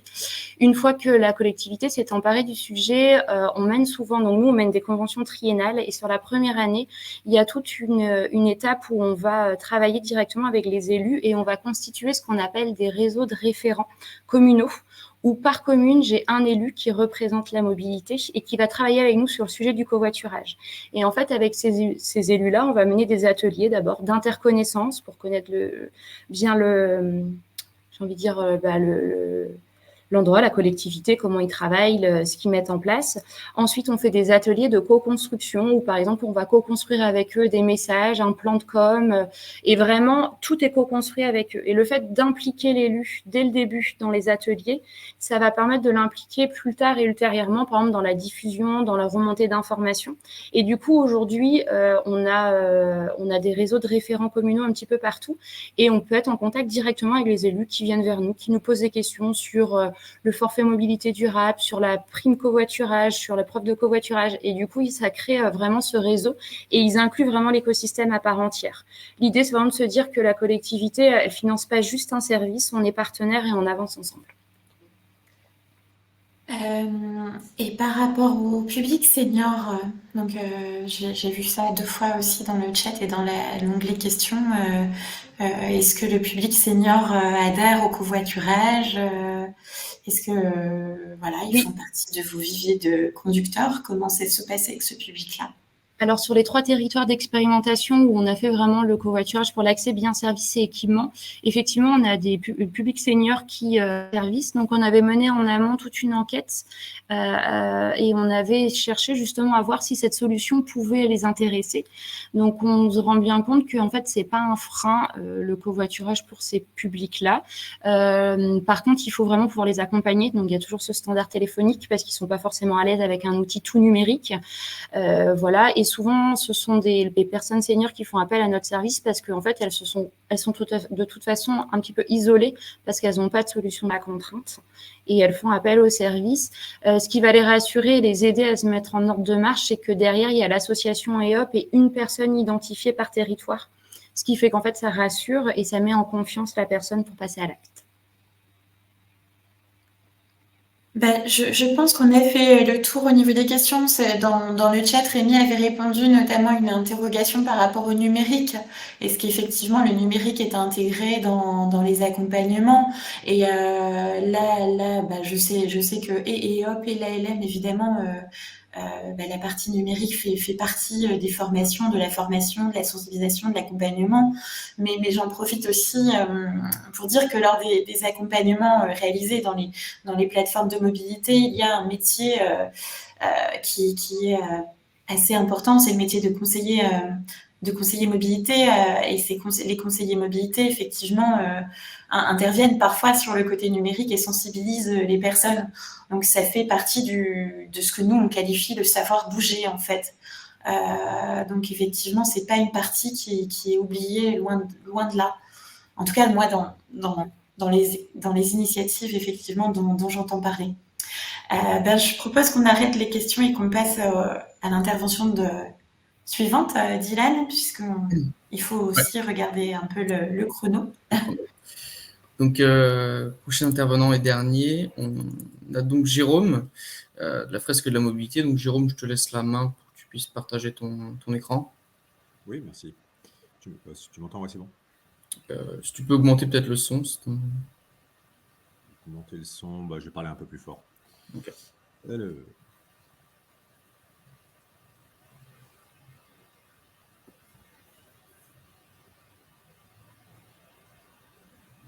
Est-ce que mon écran est bien partagé?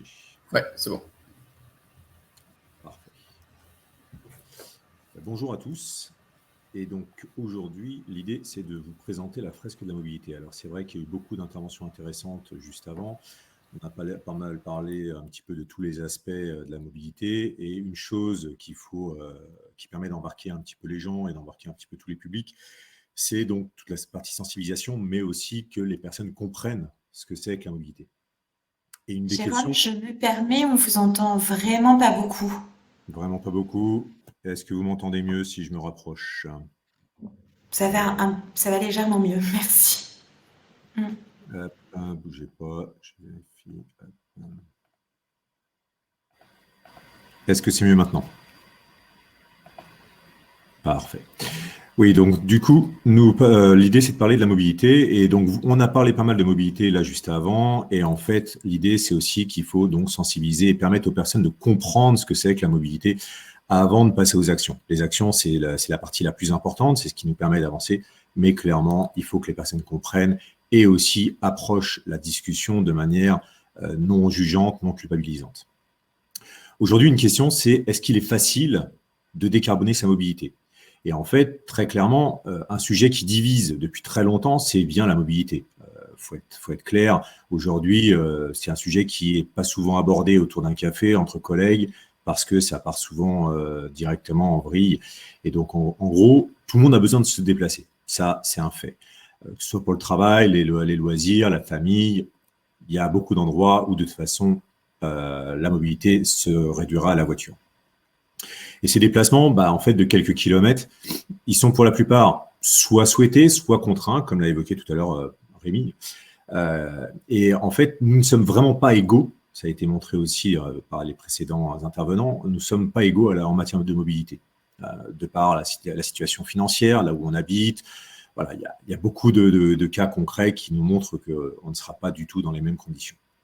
Avec l'atelier, en fait, c'est un atelier collaboratif qui nous permet de faire discuter les personnes qui, en temps normal, n'auraient pas réussi à échanger sur ce sujet. Voilà. Donc, en gros, voilà un petit peu l'idée, c'est un atelier collaboratif. Alors, qu'est-ce que c'est que la fresque de la mobilité? Justement, la fresque de la mobilité, c'est en fait dans la lignée de la fresque du climat. C'est des bénévoles du think tank de Shift Project, donc qui est un think tank qui est là pour aider à décarboner l'économie française, donc sur tous les domaines. Et les shifters, donc c'est l'association qui en fait accompagne le Shift Project, c'est plus de 20 000 bénévoles et adhérents. Ils ont créé un atelier collaboratif, donc d'intelligence collective, qui permet de comprendre ce que signifie la mobilité des Français, ceci sans culpabiliser, sans punir. Voilà, l'idée, elle est là. C'est un atelier qui dure 2 heures et qui est décomposé en 3 parties. La première, c'est la compréhension. Il y a des données sourcées, défendables. C'est l'ADEME, c'est le CITEPA, c'est le Shift Project, donc c'est que des sources légitimes. Donc les participants, ils ont tous des cartes entre les mains. Et en fait, l'idée, ça va être de vraiment les positionner les cartes au bon endroit. Ensuite, on va passer sur la partie action. Une fois qu'on a compris ce que c'était que la mobilité, on va passer sur la partie action. Et là, on va avoir plusieurs types d'actions. On va avoir réduire la distance des trajets, réduire la fréquence des trajets, changer le mode de transport. Et la moitié des actions va être quand même de conserver la voiture. Pourquoi? Parce que en France, faut être clair, il y a beaucoup d'endroits où la voiture reste quand même nécessaire. Donc du coup, l'idée, c'est de ne pas exclure les personnes qui ont encore besoin de la voiture, mais de les aider à voir comment on peut décarboner. Et d'ailleurs, on a eu plusieurs exemples juste avant moi, pardon. Voilà. Et ensuite, une fois qu'on a placé ces cartes dans les catégories, que les participants ont placé ces cartes, en fait, ils vont devoir mettre en pratique le temps d'un coaching, ce qu'ils ont compris, et en fait, ils vont devoir aider. Alors, on a une quinzaine de personas qui sont déjà avec une empreinte mobilité, ils vont devoir les aider à aller plus loin dans cette mobilité. Alors, ce que je vais vous proposer là tout de suite, c'est de participer. Alors, ça va être interactif, donc je vais avoir besoin de vous et je vais avoir besoin que vous utilisiez vos smartphones. Alors, désolé, oui, ça va être un peu numérique. J'espère que une grosse partie des personnes ont un smartphone. Et je vais vous demander, il n'y a rien à installer. Je vais vous demander juste d'aller sur une page web depuis votre téléphone et d'aller sur le site www.menti.com, menti.com, et de taper le code 82 84 91 69. Ou bien vous pouvez aussi utiliser le QR code que vous voyez à l'écran. Et dès que vous êtes connecté, si vous avez la possibilité de cliquer le cœur, ça me permettra de savoir qui est là et ça me permettra d'avoir justement une petite vision. Et là, je vois justement qu'on a 23 personnes déjà, ça commence à arriver. En plus, c'est sympa, je reçois plein de cœurs, ça veut dire que les gens aiment bien ce que je dis. Le cœur est quand même... Ça me permet de savoir qui est là. Voilà. Donc, je répète, c'est www.menti.com et le code, c'est 82 84 91 69. Alors, vous inquiétez pas, je vais avancer un petit peu et le code apparaîtra de nouveau à l'écran. Et d'ailleurs, si Dylan, tu peux le taper dans le chat, puisque là, je ne vois plus le chat, ça peut me rendre service. Donc, tu tapes www.menti.com et le code 82 84 91 69 pour les retardataires. Si tu peux me dire quand c'est bon, comme ça, je change d'écran puisque je ne vois pas le visu. C'est bon. Super. Allez, j'avance. Alors, du coup, en fait, je vais commencer avec une première question, tout simplement. Et la question, donc en fait, vous allez sur votre téléphone pouvoir voir donc cette question apparaître dans quelques secondes. Et du coup, la question, c'est dans la liste ci-dessous, quels sont selon vous les impacts négatifs du secteur des transports? Alors, par exemple, il y a le bruit, il y a l'occupation de l'espace, l'impact sur la biodiversité, la perte de temps, le mal de dos. Et donc l'idée, c'est de répondre à cette question. Alors là, voilà, vous avez quelques secondes pour répondre. Donc, dans la liste ci-dessous, quels sont les impacts négatifs du secteur des transports selon vous? Et vous avez le droit à plusieurs réponses. Vous pouvez aller jusqu'à 4. Voilà. Alors, je vois qu'il y a déjà une vingtaine de personnes. Pour l'instant, je n'affiche pas les résultats pour ne pas vous influencer. Voilà, je vais attendre encore un tout petit peu. Je vois que les chiffres montent là. Hop, on est à 60. On est à peu près à la moitié de la salle. Donc là, je vais commencer à afficher les résultats que vous proposez. Eh bien, on a une majorité sur la biodiversité, on en a pas mal sur le bruit, l'occupation de l'espace, et en dernier point viennent la perte de temps, le mal de dos. Très bien, c'est intéressant. Alors, en fait, donc concrètement, alors, il y a pas forcément de mauvaises réponses sur celle-là.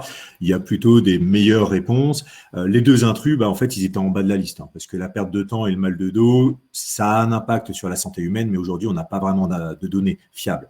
Par contre, ce qui est certain, c'est qu'en fait, une moto mal réglée peut réveiller jusqu'à 20 000 personnes en traversant la ville la nuit. Le transport, ça représente 80% de la pollution sonore.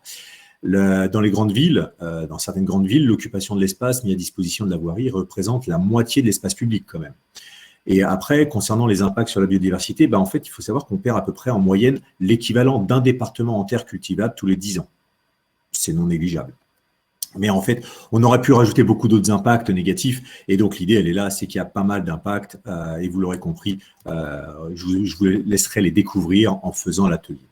Alors, je vais vous poser une autre question basée sur l'éco-conduite, notamment, pardon, pas l'éco-conduite, excusez-moi, c'était la première proposition. C'est comment réduire mon empreinte carbone pour mes déplacements personnels. Donc là, c'est à titre personnel. Vous voulez réduire votre empreinte carbone. Qu'est-ce que vous voulez faire? Qu'est-ce que vous pouvez faire? Alors, dans les options, vous avez l'éco-conduite, vous avez ne garder qu'une seule voiture, vous avez avoir un véhicule moins lourd, vous avez marcher pour les trajets courts, regrouper et réduire mes déplacements et pratiquer le covoiturage. C'est à vous. Sachant que des possibilités, vous pouvez aller jusqu'à 4, je crois, il me semble, dans le vote. Alors, je vais attendre encore un petit peu pour présenter les résultats.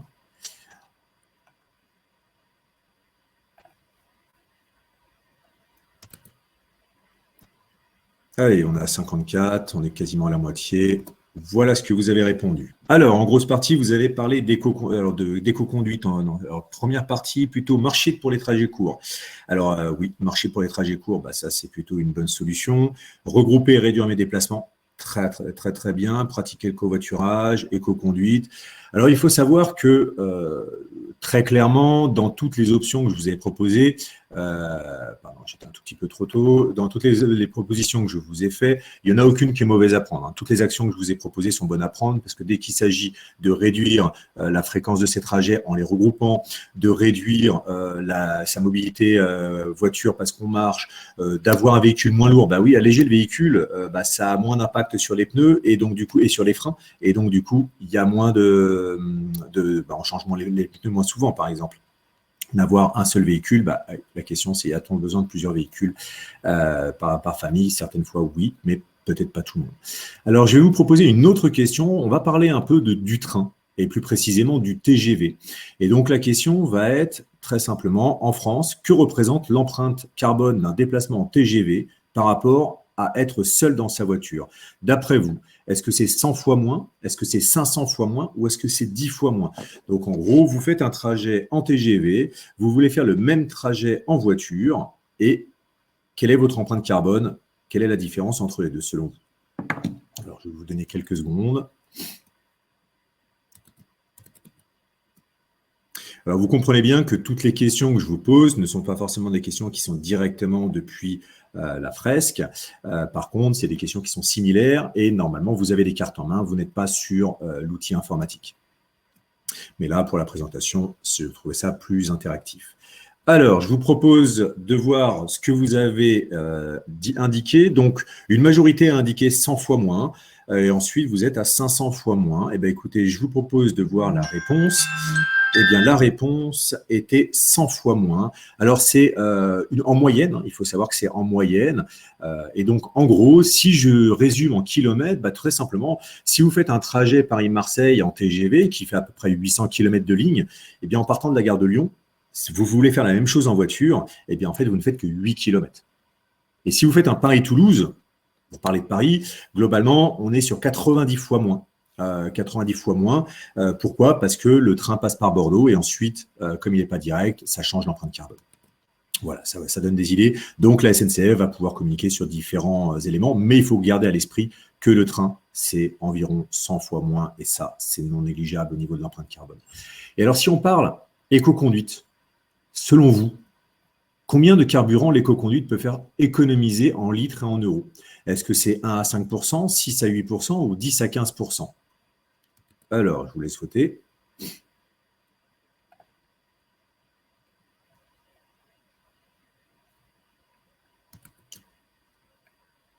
Hop, on a une petite... Ouais, on a la moitié des intervenants. Donc, hop, je vous propose. Donc, vous avez pour la majorité indiqué 10 à 15% et une partie a dit 6 à 8. Eh bien, écoutez, je vais vous proposer de voir le résultat. Et donc, on est effectivement 10 à 15%. Alors, 10 à 15%, en fait, il faut comprendre que rouler à 110, par exemple, pour ceux qui entendent parler souvent de rouler à 110 au lieu de 130 sur autoroute, ça permet d'économiser jusqu'à 23% de carburant en moins, donc d'euros en moins. Clairement, 23%, c'est non négligeable. Une autre question, c'est est-ce que, alors ça c'est une question plus pour savoir un petit peu d'où vous venez, est-ce que vous avez une offre de transport en commun près de chez vous qui vous permet d'aller au travail en moins de 40 minutes pour ceux qui vont travailler et pour les autres, pour les loisirs ou vos activités?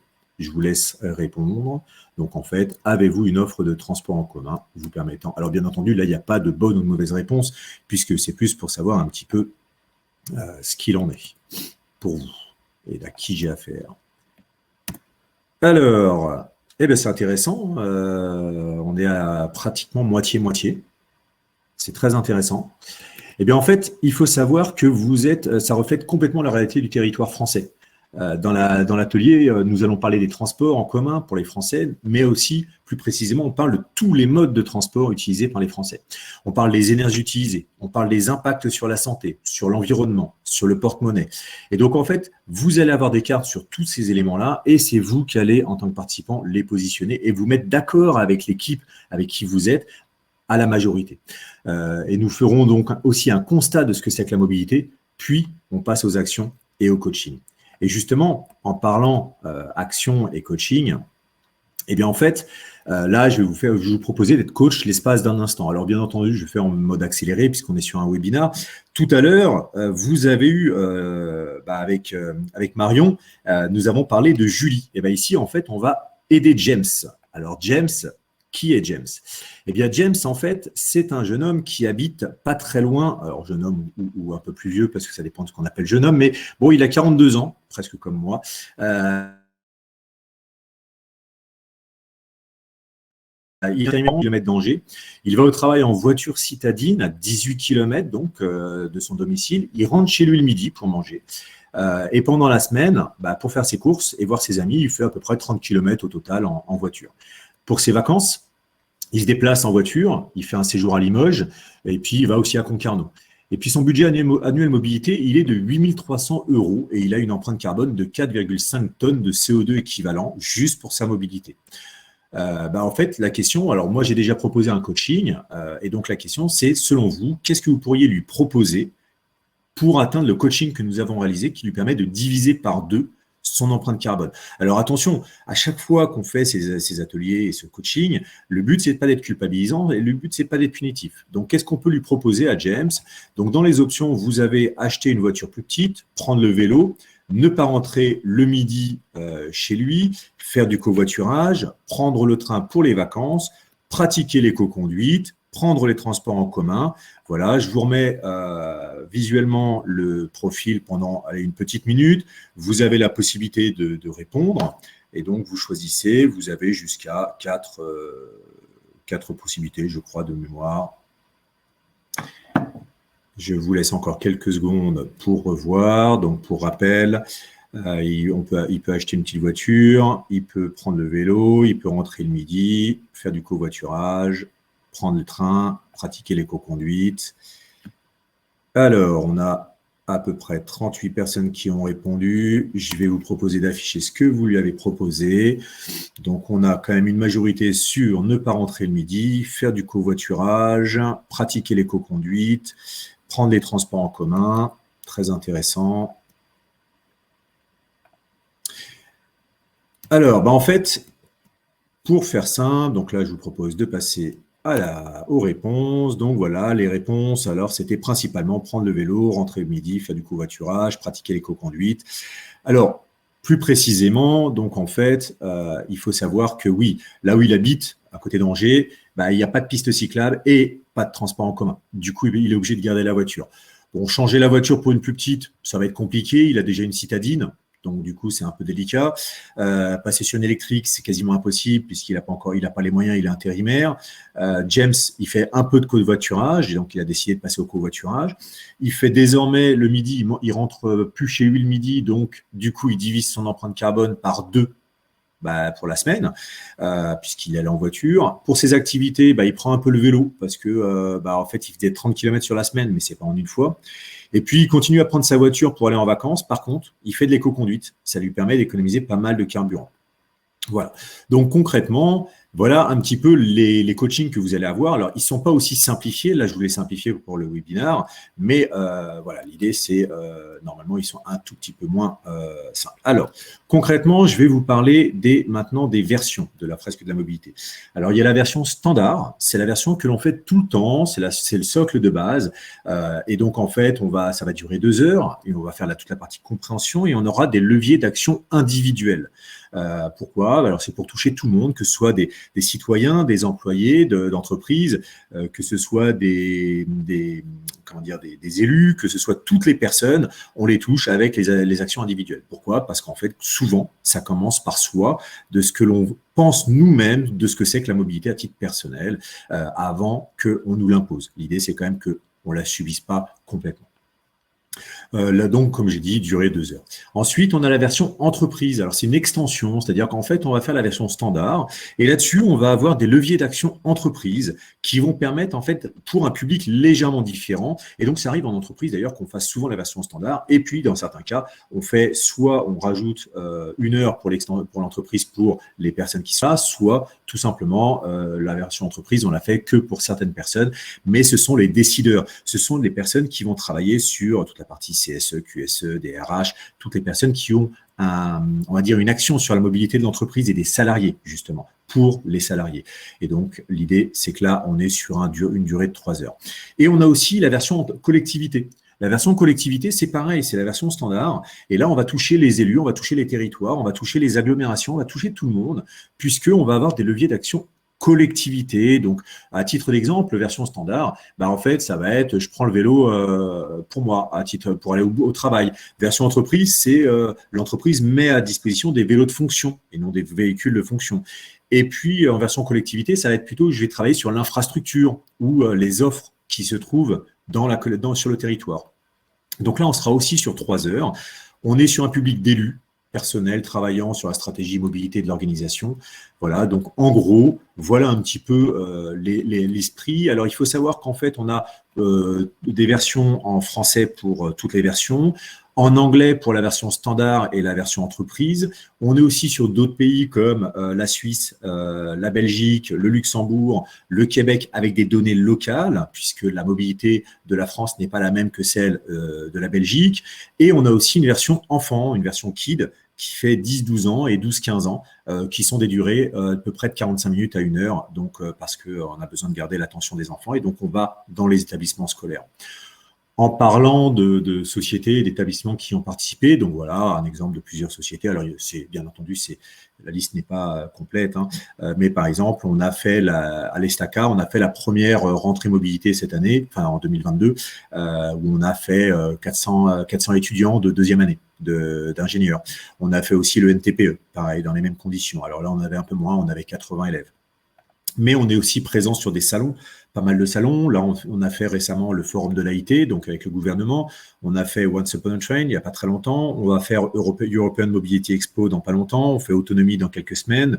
On a fait le Mondial de l'Auto. Donc voilà, on a pas mal de salons sur lesquels on est présent. Voilà, donc en gros, vous l'avez compris, l'idée de la mobilité, ça a été présenté juste avant. Vous avez eu un aperçu de la fresque de la mobilité. Là, en temps normal, vous avez des cartes en main. On peut le faire en présentiel et c'est comme ça qu'on le fait en présentiel. On peut le faire en distanciel pour des publics qui ne sont pas forcément accessibles facilement. Voilà, et donc pour les entreprises et les organisations qui souhaitent déployer, nous pouvons former aussi des personnes pour les rendre autonomes. Voilà, et on va dans les établissements scolaires. Donc, du coup, maintenant, ce que je vous propose, si vous avez des questions et des réponses, puisque je n'ai pas vu le chat, si vous avez des demandes d'informations pour la fresque, vous avez un QR code qui apparaît à l'écran et vous avez aussi un raccourci rapide qui vous permet en fait d'accéder à un formulaire pour pouvoir tout simplement poser des questions. Voilà, et du coup, s'il y a des questions et des réponses, je vous propose d'y répondre. J'espère pas avoir été trop long. Il n'y a pas de questions, Jérôme, puisque comme nous dépassons un peu l'horaire, je pense que beaucoup de personnes ont dû malheureusement nous quitter pour vaquer à leurs occupations. Pas mal de remerciements, en tout cas, de votre intervention. Donc, je vous propose qu'on passe à la conclusion, tout simplement. Et puis, effectivement, vos coordonnées figureront dans la présentation qu'on enverra à l'ensemble des auditeurs. Donc, merci à Dylan pour l'animation, pour avoir concocté ce webinaire aussi riche. Et merci aux intervenants pour la qualité des échanges et pour votre disponibilité dans le chat et pendant le webinaire. Donc, le réseau Mobine, vous avez effectivement dans chaque région un chargé de mission qui peut effectivement vous aider si vous posez la moindre question concernant la mobilité inclusive et solidaire ou l'accompagnement en changement de pratique, puisque c'était la thématique du jour. Je voulais vous annoncer les prochaines dates des webinaires. Le 6 avril, donc dans un mois, nous allons aborder les modèles de coopération territoriale pour une mobilité solidaire. Donc le 6 avril, c'est un jeudi entre 10h30 et midi, le même créneau. Le 11 mai, on parlera de la mobilité solidaire dans les quartiers prioritaires de la politique de la ville. Et le 8 juin, on évoquera les solutions solidaires d'entretien, réparation et achat de véhicules. Donc, tous nos webinaires, on en fait la communication sur LinkedIn, sur le site internet. Et puis, dès que vous avez participé à un webinaire, vous avez accepté de recevoir normalement les newsletters et les communications des prochains webinaires. Et puis, je vois qu'il y a tout de même une question, Jérôme. Est-ce qu'il serait... c'est Valérie Lejeune de Bretagne qui demande si, au même titre que la fresque du climat, il serait possible d'être formé pour animer la fresque de la mobilité. Est-ce que c'est quelque chose que vous prévoyez ? Oui, je l'ai indiqué très rapidement puisque j'ai été assez rapide. Mais en fait, effectivement, on est sur la même logique que la fresque du climat, à savoir que on forme des animateurs à la fois citoyens, donc des personnes qui vont intervenir en bénévole, et on forme aussi des animateurs dans les entreprises, dans les organisations, dans les associations pour déployer la fresque de manière bénévole, voire professionnelle en entreprise dans certains cas, mais à la base, on commence souvent par du bénévole. On commence par du bénévole d'ailleurs. Merci Jérôme. Je pense que nous allons terminer ce webinaire. Merci beaucoup d'avoir été aussi nombreux pour suivre ce 10e webinaire. Rendez-vous au prochain épisode, le 6 avril. Et puis pour les personnes qui se trouvent dans la région des Hauts-de-France, sachez que le Mobin Tour continue. Et le 21 mars, le Mobin Tour aura lieu à Amiens. Donc n'hésitez pas, si vous êtes dans le nord de la France, n'hésitez pas à prendre les informations et à éventuellement vous y rendre. Merci encore une fois à nos intervenants. Et puis merci beaucoup à Dylan. Merci à vous tous. Bonne journée, à bientôt. Au revoir. Merci, à bientôt. Au revoir.